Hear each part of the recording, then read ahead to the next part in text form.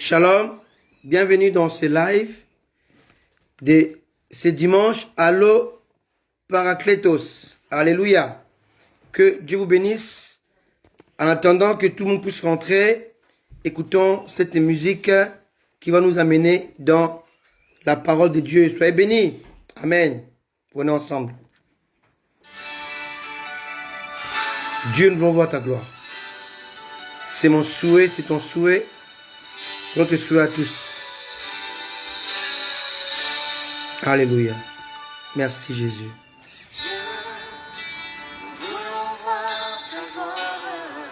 Yes.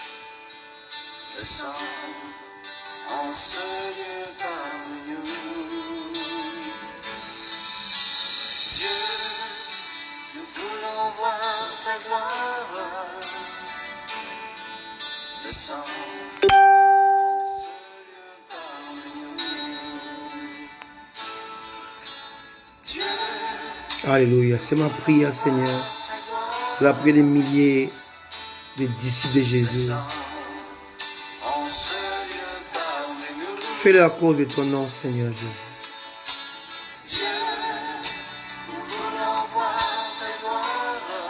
Oui Seigneur.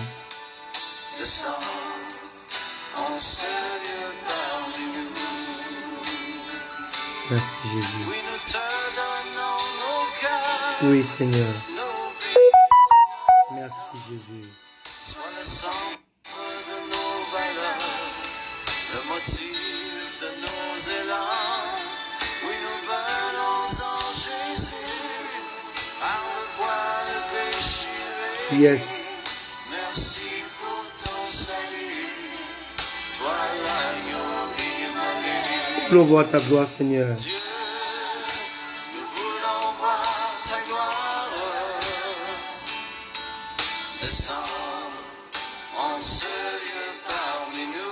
Nous voulons voir ta gloire, Seigneur Jésus.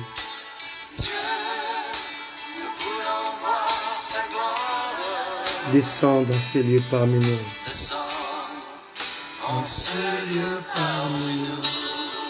Merci Jésus. Nous croyons, Seigneur. Yes. Yes. Alléluia. Nous sommes là, Seigneur. Yes. Merci pour ton salut. Alléluia. Nous voulons voir ta gloire, Seigneur.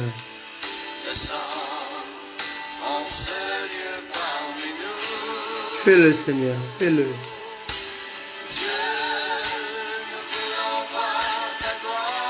Ta gloire, Seigneur, en ce lieu.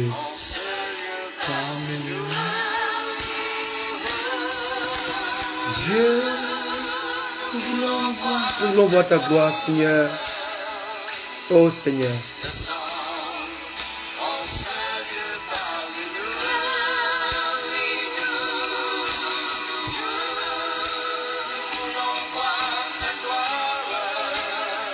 La gloire de Dieu fait la différence.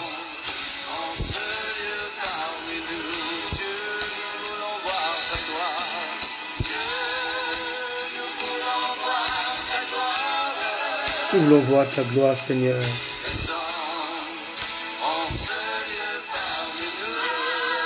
Merci, Seigneur. Alléluia.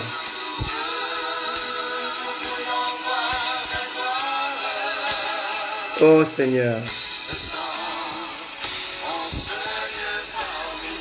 Merci Jésus, merci Seigneur. Que ta gloire descende parmi nous Seigneur, là où nous sommes, là où mes amis sont, en France, en Belgique, en Angleterre, partout dans le monde. Manifeste ta gloire Seigneur et ta puissance. Merci Jésus, merci Jésus, merci Seigneur, merci Jésus. Amen. Que Dieu nous bénisse, que Dieu vous bénisse. Bienvenue dans ce live. Alléluia, dans ce Allo Parakletos de ce dimanche. Alléluia. 18 avril. Merci Seigneur Jésus. Connectez-vous au Seigneur, demeurez connectés au Seigneur et connectez-vous dans ce live. Partagez ce live parce que nous croyons de tout notre cœur qu'il va bénir au moins une personne. Alléluia. Nous bénissons le Seigneur pour sa parole, pour sa puissance, pour sa grâce infinie. Merci Jésus. Nous t'aimons Seigneur. Amen. Et cet après-midi, ce matin pour les autres qui sont aux États-Unis, ce matin pour ceux qui sont vers le Canada, ce matin pour ceux qui sont vers Hong Kong. Amen. Que Dieu vous bénisse là où vous êtes. Amen. Et nous allons parler sur un thème que Dieu a mis sur mon cœur, les limites de Dieu. Si vous pouvez voir ce thème, comment je l'ai écrit, les limites de Dieu.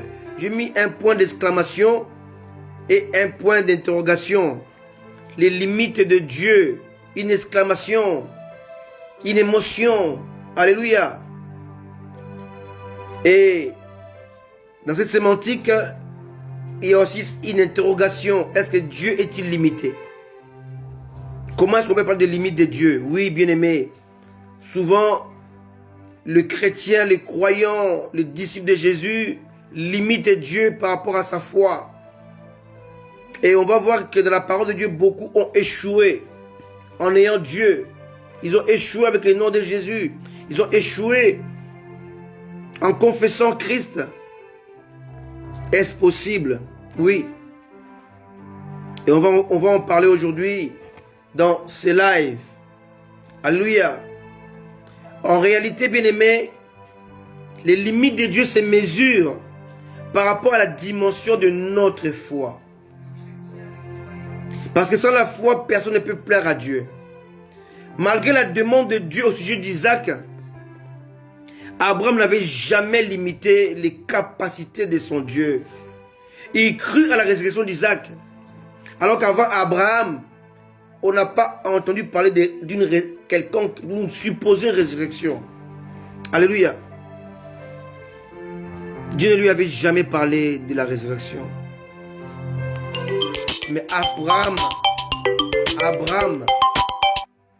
Abraham a eu foi en ce Dieu et en sa résurrection de son fils. Amen. C'est très important. Alléluia. C'est très important. Amen. C'est très important de voir comment. C'est très important de voir comment Abraham, qui est considéré comme le père de la foi, a eu la foi que son fils pouvait ressusciter. On peut le voir dans Genèse chapitre 22.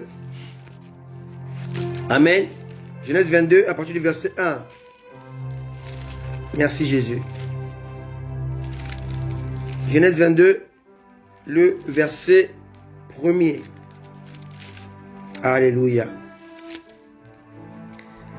Après ces choses, Dieu mit Abraham à l'épreuve.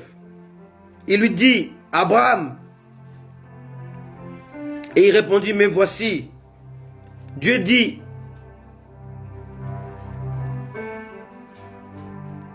prends ton fils, ton unique, celui que tu aimes,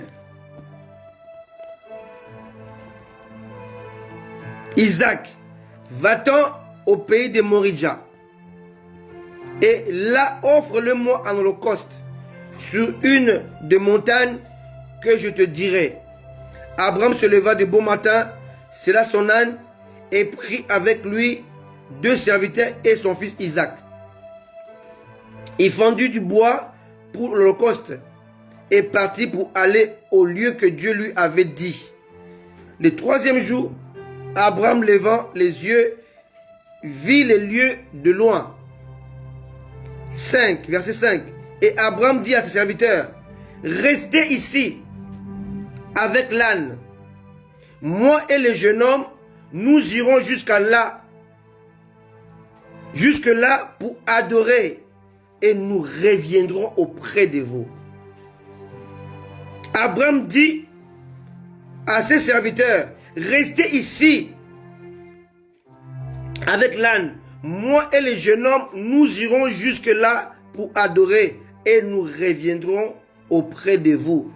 Bien-aimé, dans la logique, Abraham savait qu'il reviendrait seul. Parce que l'ordre de Dieu était précis. Tu montes dans la montagne et tu sacrifies ton fils Isaac en holocauste. Bien aimé, il faut comprendre c'est quoi l'holocauste. Parce qu'à l'époque, il y avait plusieurs sacrifices.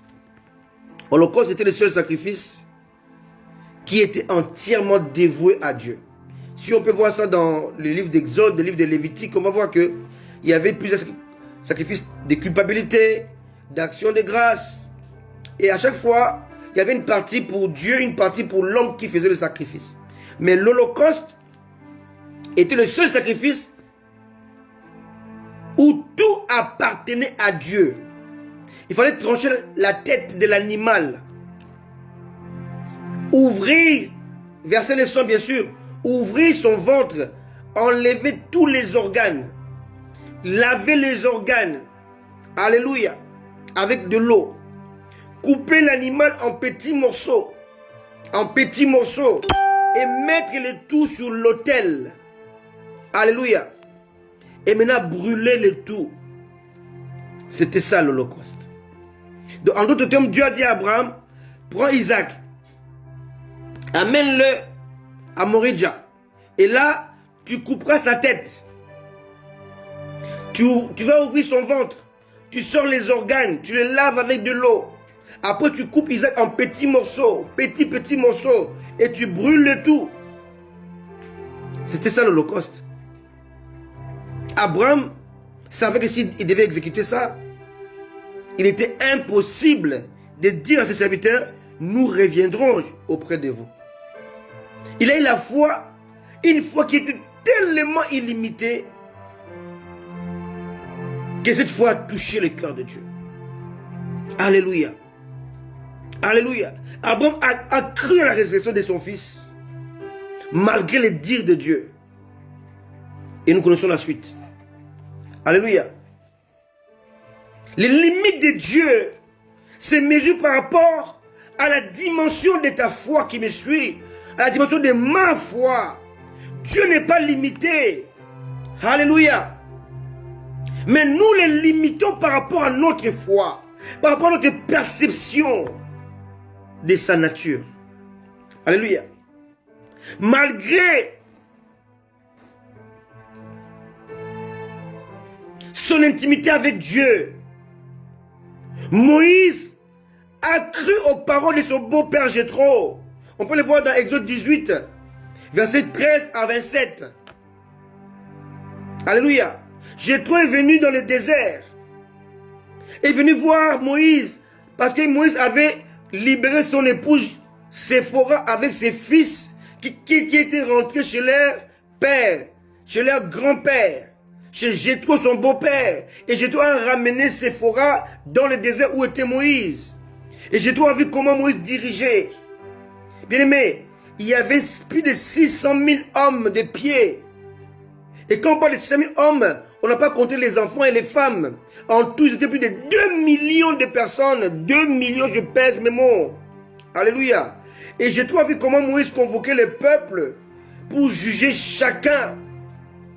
Il avait dit non, tu ne peux pas faire cela. Tu vas être épuisé. C'est la mort. Bien aimé, aujourd'hui, beaucoup de chrétiens, nous ne faisons pas la différence entre l'esprit, l'âme et le corps. Dieu a sauvé ton âme, Dieu a sauvé ton esprit, pas ton corps, pas ta chair. Voilà pourquoi beaucoup d'hommes de Dieu, de femmes de Dieu peuvent mourir de cancer, de sida. Parce que Dieu n'a pas sauvé ta chair.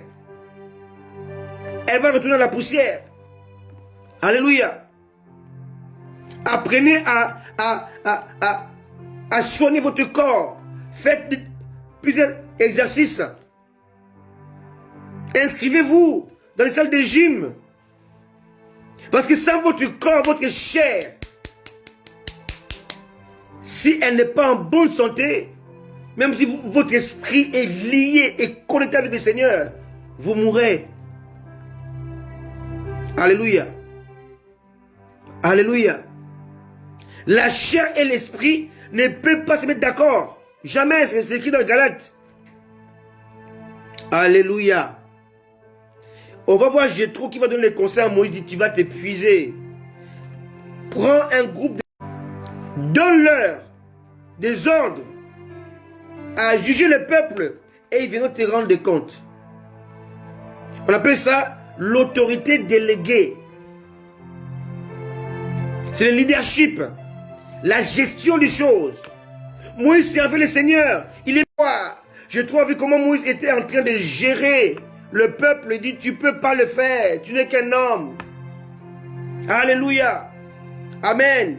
Moïse avait limité Dieu à cause de l'épuisement, bien-aimé. Aujourd'hui, les hommes de Dieu, l'argent, par l'orgueil, par les femmes.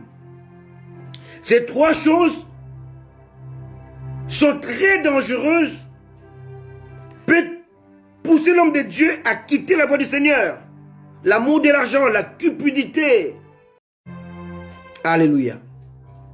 Mais il y a une quatrième chose qu'on ne dit pas ça assez.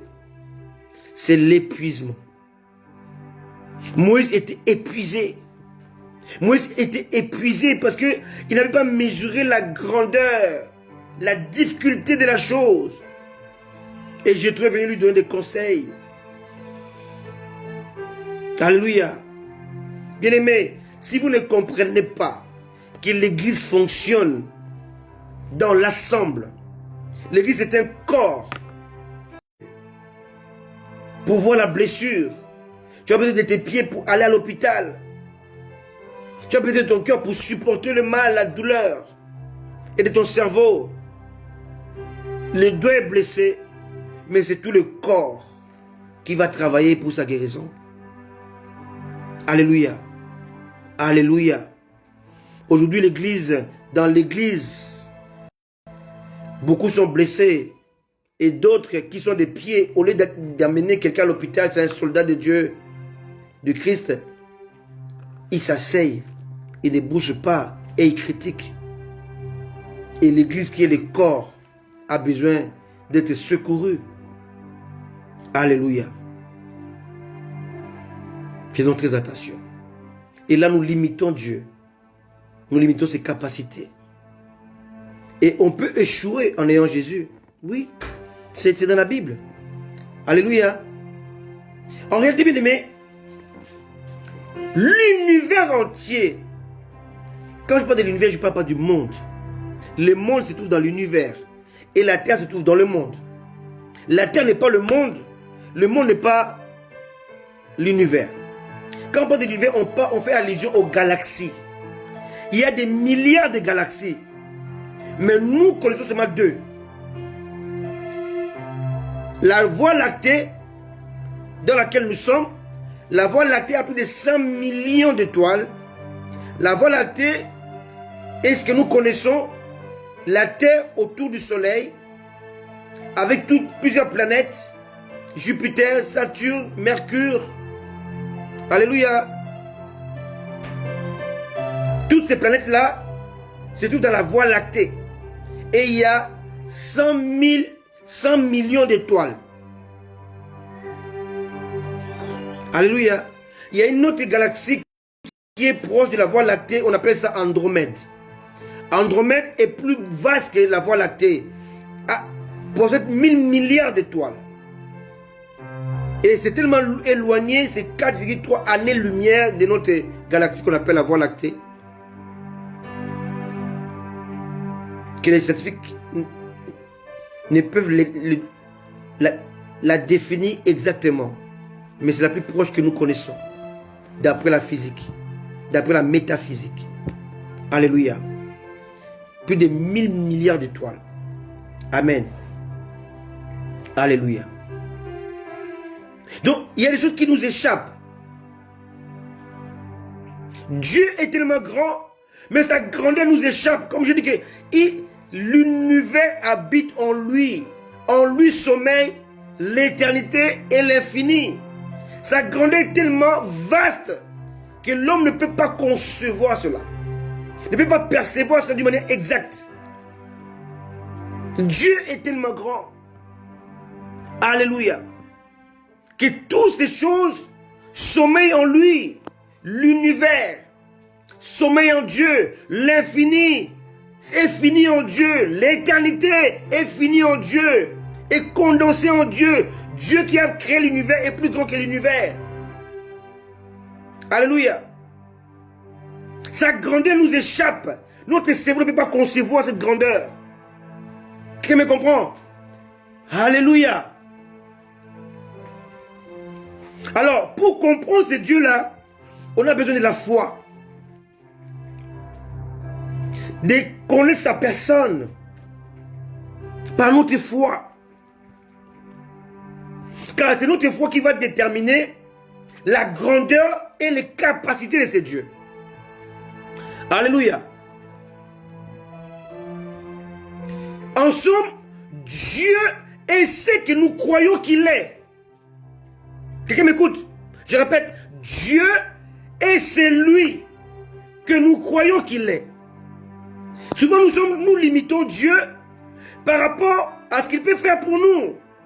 Celui qui croit que Dieu peut lui donner 100 €, 100 pounds, 100 $, et qui ne peut pas aller au-delà des 1000 $, il va limiter Dieu, il va concevoir un Dieu qui ne peut pas dépasser la valeur qui dépasse sa foi.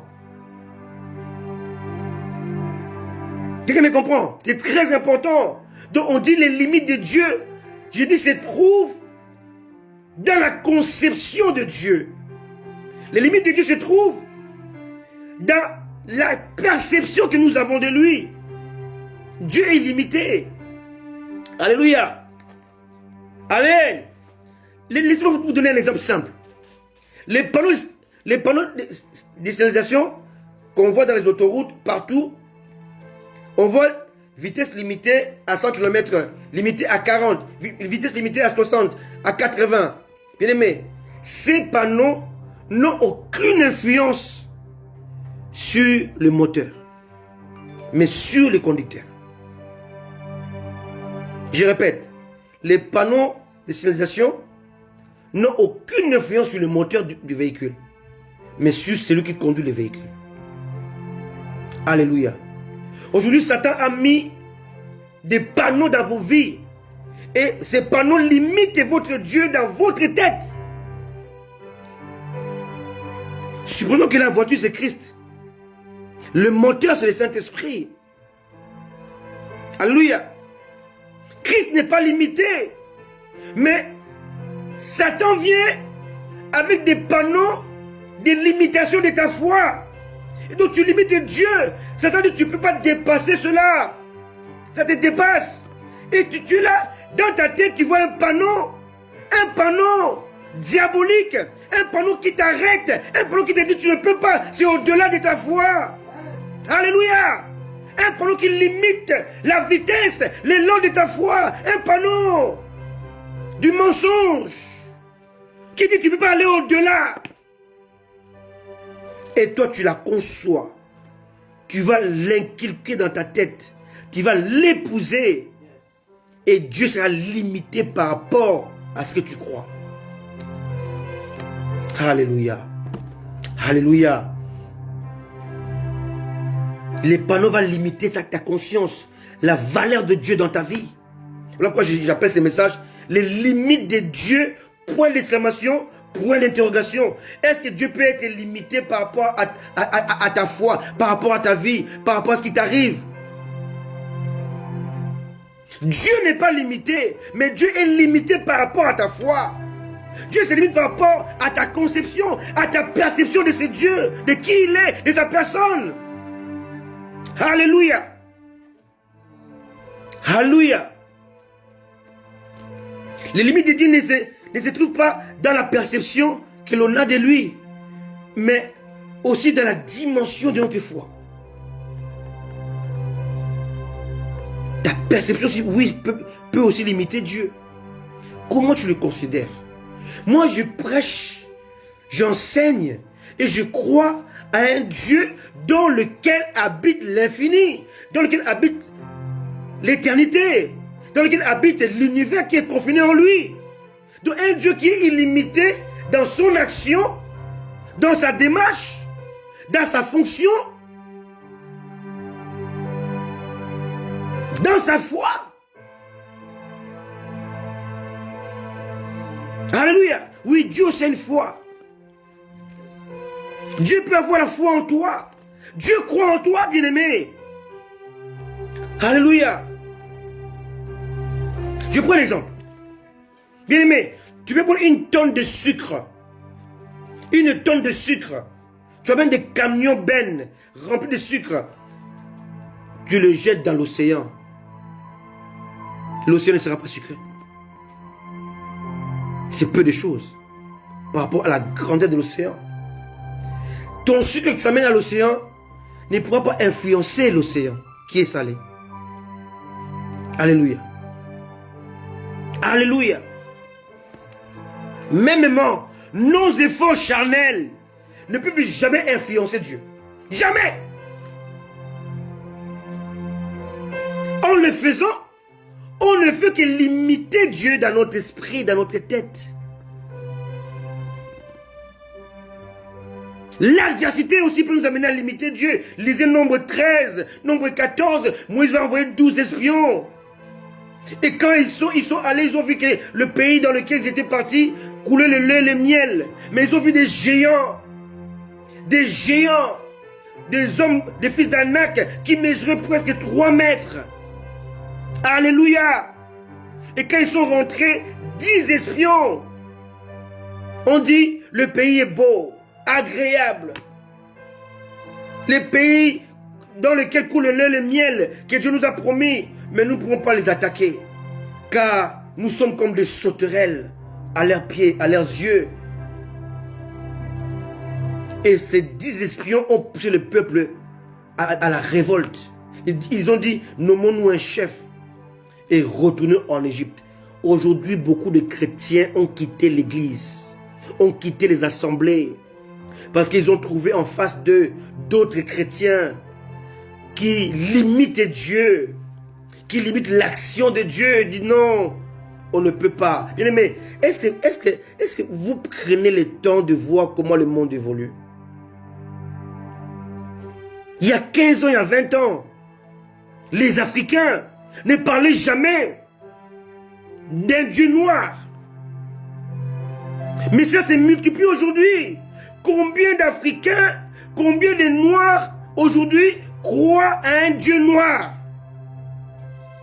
On appelle maintenant les christianisme une religion importée par les Blancs pour nous endormir. Et plus les pasteurs seront médiocres, plus les gens vont quitter les navires. Ils vont limiter ces dieux-là. Alléluia.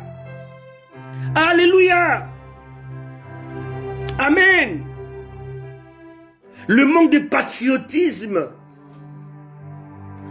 chez les Africains le pousse à croire que Dieu fait la différence entre eux avec les Occidentaux. Alléluia. On limite l'action de Dieu à cause de la peur, à cause de la perception qui est faussée dans notre esprit. Alléluia. Amen. On va voir David, il va être face à un homme qui terrasse tout Israël, Goliath.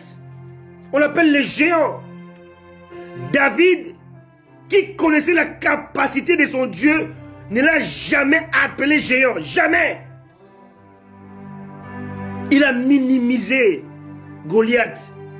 Il a maximisé son Dieu. Il a appelé les circoncis, les non-circoncis.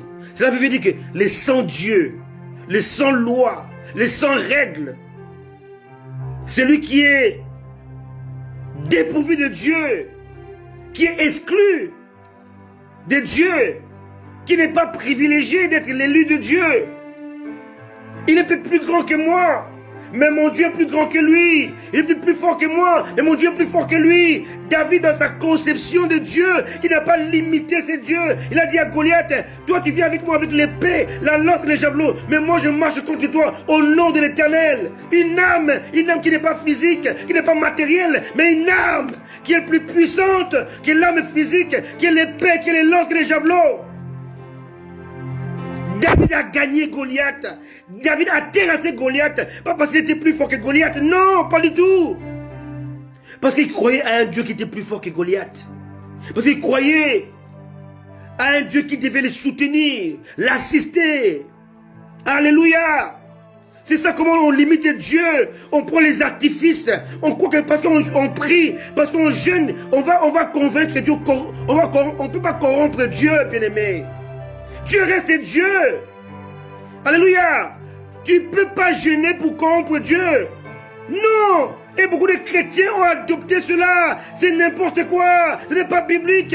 On ne peut pas corrompre Dieu avec le jeûne, avec la prière. On doit rester avec le Seigneur dans l'intimité, en le craignant, en le respectant, en respectant sa parole, en s'appliquant à la parole de Dieu.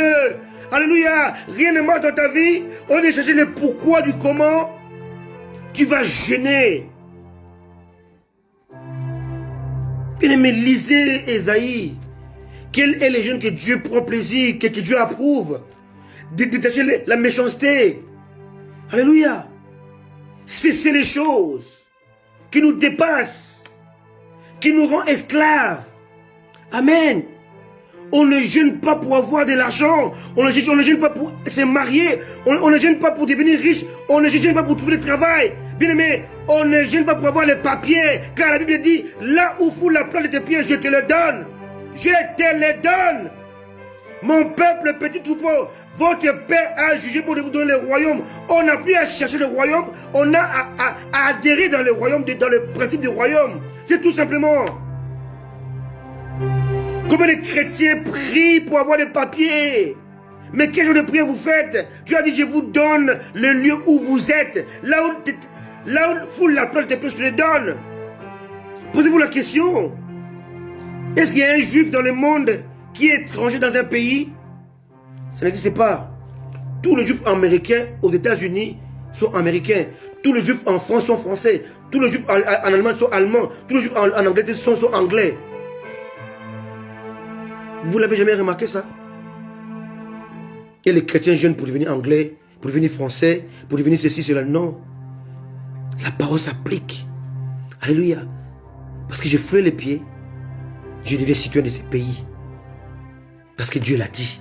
Parce que c'est la promesse. Je n'ai pas besoin de jeûner.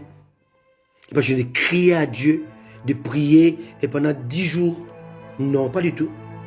Je dois adhérer. Je dois épouser la parole de Dieu. Je dois épouser la promesse de Dieu. Je dois percevoir Dieu comme étant capable de faire ces choses-là. Pour moi. C'est écrit. Alléluia. David a gagné Goliath. Parce qu'il avait considéré son Dieu. Il avait une perception de Dieu qui était juste. Qui n'était pas erronée. Alléluia. Dieu nous aime. Dieu vous aime. Et nous les limitons en amenant des artifices, des choses qui sont contre nature, en amenant de l'eau, du sel, du sable, de l'eau du Jourdain, de l'eau bénite. Dieu n'est pas dans ça. Ce sont les artifices qui sont contraires à la foi. Mais lisons une écriture. Comment les disciples ont échoué avec le nom de Jésus? Ils ont échoué en étant en Jésus. Est-ce possible? Oui. Tu peux échouer en étant chrétien.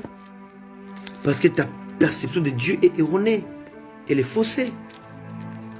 Alléluia. Parce que tu limites Dieu dans ton esprit, dans ta tête, dans ton cerveau. Marc, chapitre 9. Verset 14. Marc 9, verset 14. J'espère qu'on est béni encore aujourd'hui. Marc 9, 14. Lorsqu'il fut arrivé près des disciples, ils virent autour d'eux une grande foule et les disciples qui discutaient, et les scribes, qui discutaient avec eux. Dès que la foule vit Jésus, elle fut surprise et accourut pour le saluer. Il leur demanda, de quoi discutez-vous avec eux? Et un homme de la foule lui répondit, Maître, j'ai amené auprès de toi mon fils qui est possédé d'un esprit muet. En quelque lieu qu'il le saisisse et il le jette par terre. Et l'enfant écume, grince des dents et devient tout raide. J'ai prié tes disciples de chasser l'esprit. Ils n'ont pas pu. Les disciples ont échoué avec Jésus. Ont échoué avec le nom de Jésus. Race incrédule, leur dit Jésus, jusqu'à quand serai-je avec vous? Jusqu'à quand serai-je avec vous? Jusqu'à quand vous supporterai-je? Amenez-le-moi. On le lui amena. Aussitôt que l'enfant vit Jésus, l'esprit l'agita avec violence. Il tomba et s'est roulé par terre en écumant, en sortant de salive. Jésus demanda au Père, combien y a-t-il de temps que cela lui arrive? Depuis son enfance, répondit-il. Et souvent l'esprit l'a jeté dans le feu, dans l'eau, pour le faire périr. Mais si tu peux quelque chose, viens à notre secours, et compassion de nous. Jésus lui dit, si tu peux. En d'autres termes, Jésus a dit, comment tu peux croire que si je peux? Comment tu peux douter de moi? Si tu peux. Verset 23, Jésus lui dit, si tu peux, tout est possible à celui qui croit. Aussitôt le père de l'enfant s'écria, je crois. Viens au secours de mon incrédulité. Alléluia. Ici, on voit dans cette histoire, il y a deux perceptions. Celle des disciples et celle du Père. Il y a deux échecs. Celui des disciples et celui du Père. Ce Père avait cet enfant depuis l'enfance qui avait le même problème mais qui n'était pas guéri. Donc il y avait un problème avec le Père. Le Père, il a vu les magiciens, il a vu les devins, il a vu les gens, il a vu les médecins. Il n'y a pas de solution. Il est parti voir les disciples. Il les a considérés comme étant capables. Mais il a vu qu'en fait, ils étaient incapables. Et ça a créé un débat. Un débat avec les scribes. Alléluia. Les disciples de Jésus ont échoué en étant avec Jésus. Ils ont échoué avec le nom de Jésus. Pourquoi? Pourquoi? Bien-aimé,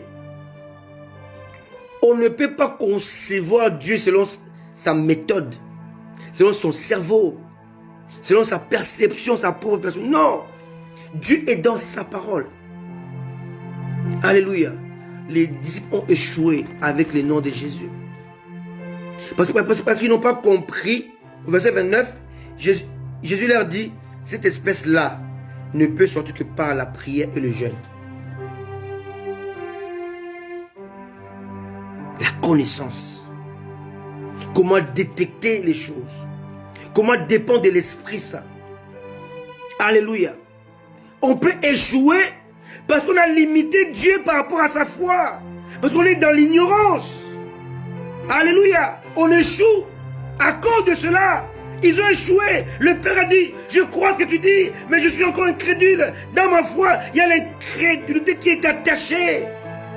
Viens au secours de mon incrédulité. Alléluia. Jésus était limité par les disciples et par le Père. Et l'enfant était toujours malade, possédé par l'esprit mauvais. Alléluia. Et Jésus l'a fait. Jésus l'a fait. Dieu est capable. Mais nous ignorons ses capacités surnaturelles. Je prends un exemple simple. Bien aimé, je vais à la mer ou à l'océan. Je vais boire de l'eau. Ou dans un étang avec l'eau pure. Maintenant, je prends ces stylos-là. Vous voyez, les stylos à billes, il y a un trou. Donc, si j'enlève sa queue là, donc je peux boire de l'eau avec ça. Donc, je peux boire de l'eau avec ça. Je vais boire. Mais si j'ai soif, ça peut me prendre du temps pour boire. Ça peut me prendre une demi-heure. Ça peut me prendre 1 heure. Mais si je prends ça, ces bâtons-là, vous voyez la dimension par rapport au stylo. Vous voyez? Si je bois avec ça, ou avec ça, l'eau ne change pas. Et l'eau ne va pas diminuer. Dieu, c'est comme cette eau, cet océan, cette mer intarissable. Mais la capacité de boire ne dépend pas de Dieu, mais dépend de ma connexion à Dieu. Ma capacité d'être rassasié ne dépend pas de Dieu, mais comment je me connecte à lui. Plus je me connecte avec une foi assez grande, plus j'aurai plus d'eau. Plus je me connecte avec une foi assez petite, plus je vais boire. Mais je vais mettre du temps à boire. Dieu est intarissable. Mais tout dépend de comment tu te connectes à lui. Avec quel genre de foi. Avec quelle dimension de foi. Avec quel type de foi. Alléluia. Qu'il te soit fait selon ta foi. C'est ça le Seigneur. Il est une source intarissable. Mais tout dépend de comment on se connecte à lui pour recevoir de lui. On peut se recevoir d'une manière séquentielle parce que la connexion que nous utilisons est assez minable et assez dérisoire. Quelqu'un me comprend? Je peux boire avec ça. L'eau va venir, mais à compte-gouttes. Mais si je bois avec ça, l'eau viendra plus rapidement. La source est la même. Mais tout dépend de comment je me connecte. Voilà pourquoi d'autres utilisent ça, ils boivent plus vite. D'autres utilisent ça, ils boivent, mais plus lentement. Et comme l'eau ne vient pas assez vite, ils abandonnent. Ils disent la source, il n'y a plus d'eau. Il y a l'eau. Mais ta connexion n'est pas assez efficace. Amen. Et là, tu vas limiter Dieu parce que tu vas boire tellement lentement et tu vas te fatiguer de boire. Mais là, la connexion, elle est grande. Je vais boire vite et je vais vite me désaltérer et puis je vais demeurer dans la connexion avec le Seigneur. Ce n'est pas le problème de Dieu. C'est ton problème, c'est mon problème. Nous limitons Dieu à cause de la dimension de notre foi. Alléluia. Je parlais ça encore le mercredi où je parlais de Jairus. Du désespoir à l'espoir. Jairus est parti appeler Jésus pour une guérison. Pour une guérison. Et en route, comme la femme qui avait la perte de sang de 12 ans l'a interpellé Jésus, ça a freiné Jésus dans son élan. Et Jésus est passé encore plus de temps dans un endroit et le temps était passé et la fille qui était malade est morte. Jairus avait la foi pour la guérison de sa fille, pas pour la résurrection. Quand ils sont venus annoncer à Jairus, on dit Jairus, arrête d'importuner le maître. Le maître pouvait guérir mais pas ressusciter. Alléluia. Et la foi de Jairus est tombée par terre. Jésus l'a regardé, il était affaissé, abattu. Il dit, ne crains point. Crois seulement. Alléluia. Combien d'entre nous aujourd'hui, nous avons la foi en guérison, mais pas en résurrection. Laissez-moi vous donner un exemple qui m'est arrivé à moi personnellement. On priait dans une église en France, ça s'appelle Le Rocher. Et dans cette église-là, ce témoignage que je vais donner aujourd'hui, beaucoup de ceux qui prient au Rocher, beaucoup qui prient à cette époque-là ne connaissent pas ça. Ça, je n'ai jamais donné. Où j'avais limité Dieu. J'avais limité les capacités de Dieu. Et il y avait un frère camerounais qui priait avec nous. C'était un frère très très drôle et très aimable qui était mort. Et nous sommes allés au funérarium voir le corps Et ce jour-là, on devait aussi faire la mise en bière. Et j'entends la voix de Dieu distinctement. Je sais différencier la voix de Dieu et la voix du diable. Et la voix de mon cœur. Très clairement. Qui me dit, Christian, fais sortir tout le monde. Demande au pasteur, son épouse, son adjoint, son épouse, et l'épouse, la veuve de l'homme qui est décédé, de rester avec toi. Mais tout le monde doit sortir de la salle. Maintenant, après avoir fait ça, ordonne à ces cadavres de se lever. Tu verras ma gloire.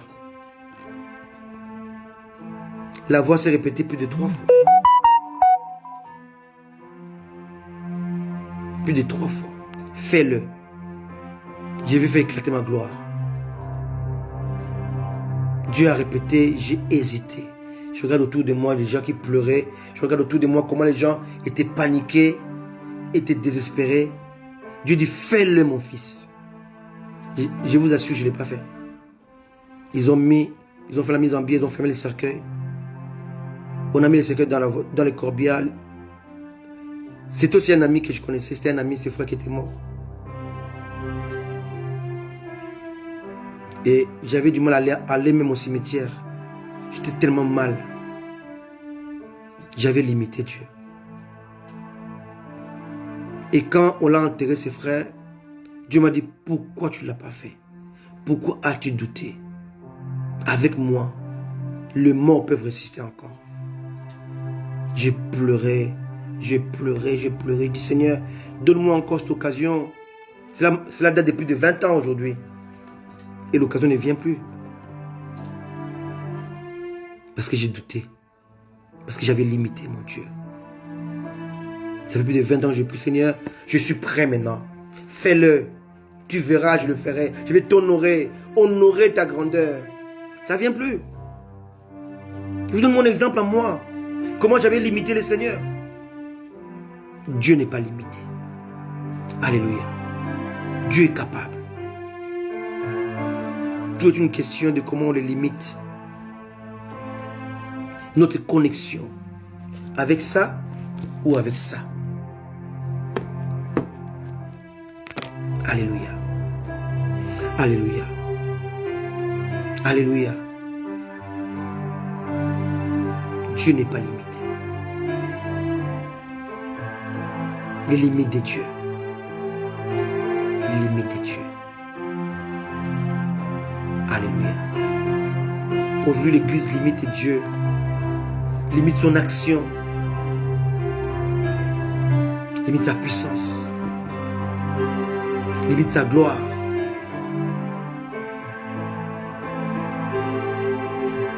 Avec les disciples de Jésus-Christ, même Pierre,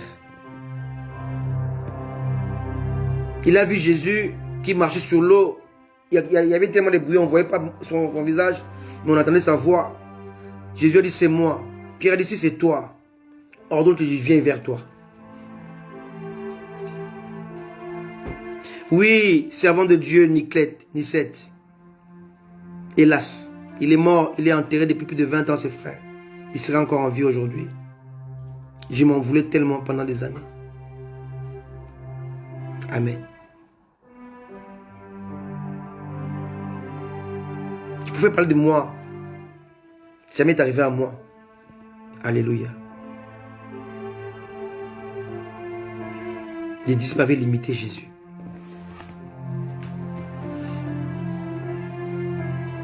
La réalité de la position de ses fils, cette réalité dépassait la vérité qui était Jésus. Alléluia. Est-ce que tu peux le faire? Ça a surpris Jésus. Comment je peux dire si je peux le faire? Mais je peux le faire. Je suis la résurrection de la vie. Je suis la parole de Dieu incarnée. Je suis le Fils de Dieu. Dieu habite en moi dans toute sa puissance. Comment tu peux dire si tu peux? Aujourd'hui, beaucoup de chrétiens ne croient même pas qu'ils sont délivrés. Ils vont aller chercher qu'on puisse les aller enlever les hôtels. Qu'on puisse les hôtels. Quel hôtel? pas brisé l'autel, on a rétabli l'autel. On a brisé l'autel des Baals et a rétabli l'autel de Dieu. Alléluia. Alléluia. L'église a peur parce que les problèmes commencent à le dépasser et à limiter son Dieu. La réalité devient plus importante que la vérité. La foi, c'est but à une réalité qui dépasse la foi. Revenons au Seigneur. Il nous appelle. Comme Pierre, il a marché sur l'eau, mais quand il a vu la tempête, l'épreuve de la foi, il commença à foncer. Bien aimé, vous devez savoir que l'apôtre Pierre savait nager. C'était un pêcheur professionnel. Il lisait dans Jean, il a plongé dans l'eau. Quand Jean dit c'est le Seigneur, il a plongé, il a atteint le rivage à la nage.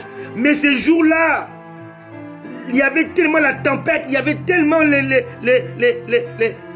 l'épreuve de la foi qui était tellement costaud. Pierre a oublié qu'il savait nager. Il a crié, Seigneur, secours-moi.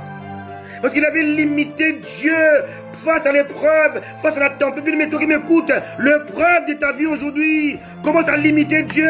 Toi qui m'écoutes, l'épreuve de ta vie commence à bloquer les processus de Dieu, à bloquer l'œuvre de la croix. L'épreuve de ta vie commence à dépasser toute endurance. L'épreuve de ta vie commence à dépasser ta foi. Laisse-moi prier pour toi, on va prier ensemble. Priez. Seigneur, dis avec moi, Seigneur, je vais cesser d'être limité dans ma vie, car tu es tout, tu peux tout, Seigneur, tout est possible à celui qui croit. Alors je crois, je peux aussi dire, Seigneur, viens au secours de mon incrédulité.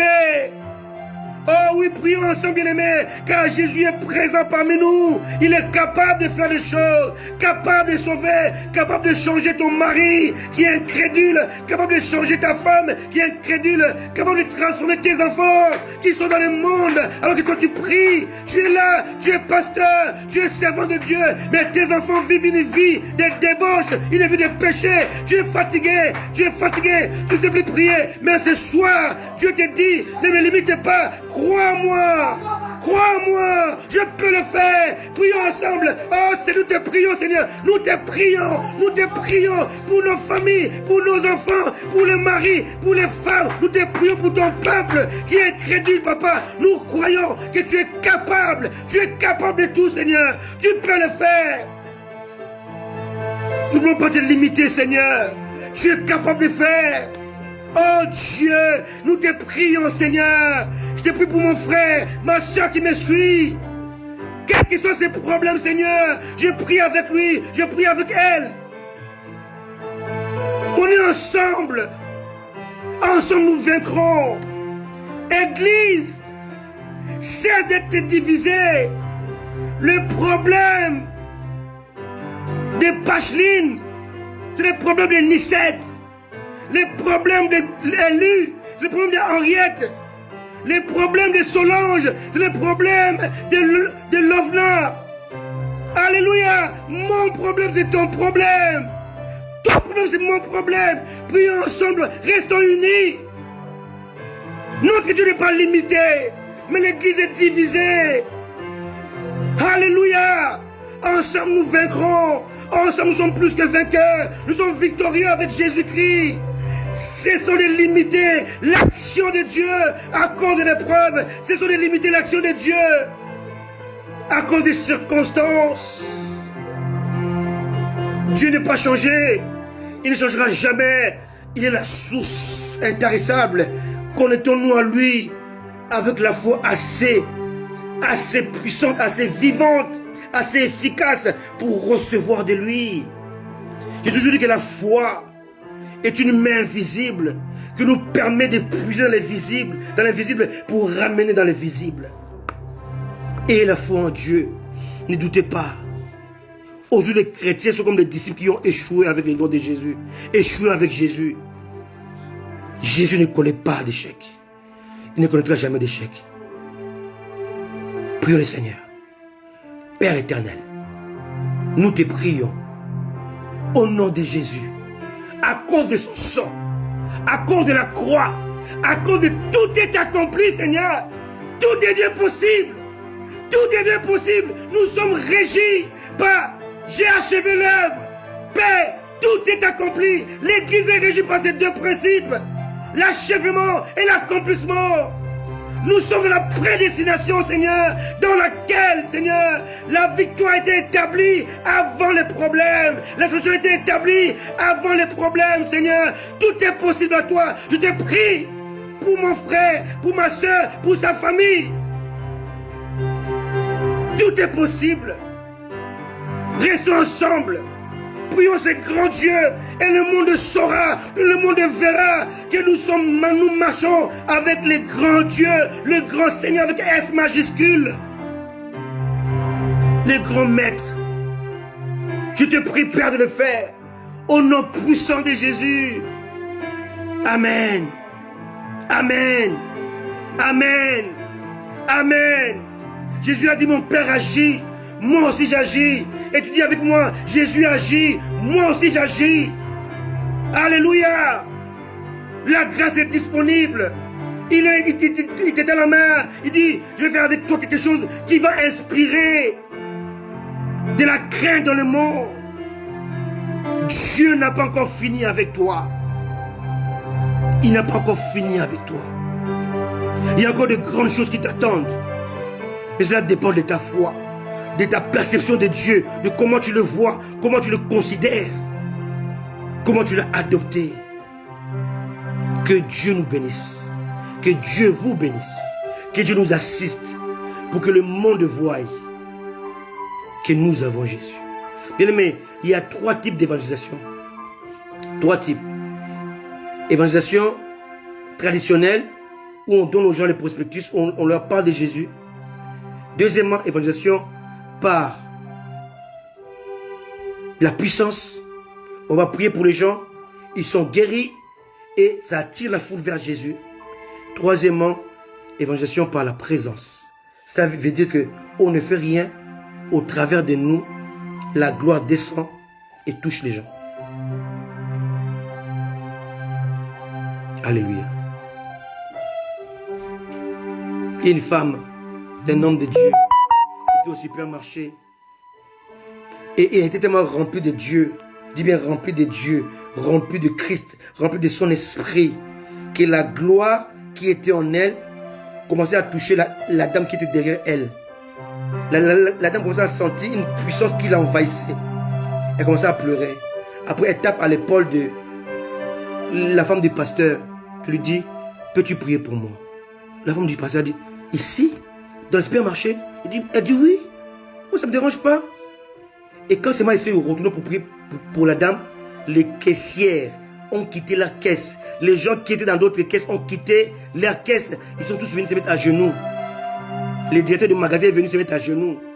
Ces jours-là, dans ce supermarché, la gloire est descendue. Les gens ont oublié leur course. Et Dieu commence à se manifester. C'est ça, prêché par la présence de Dieu. Le monde a besoin de voir ces choses. Alléluia. Alléluia. Soyez remplis de Jésus. Soyez remplis de sa parole, de son esprit, de sa grâce. Et vous serez un agent contaminateur, contagieux de la gloire de Dieu. Que Dieu vous bénisse. C'était Allo Parakletos, les limites de Dieu. Que Dieu vous bénisse. Ciao. Bye bye.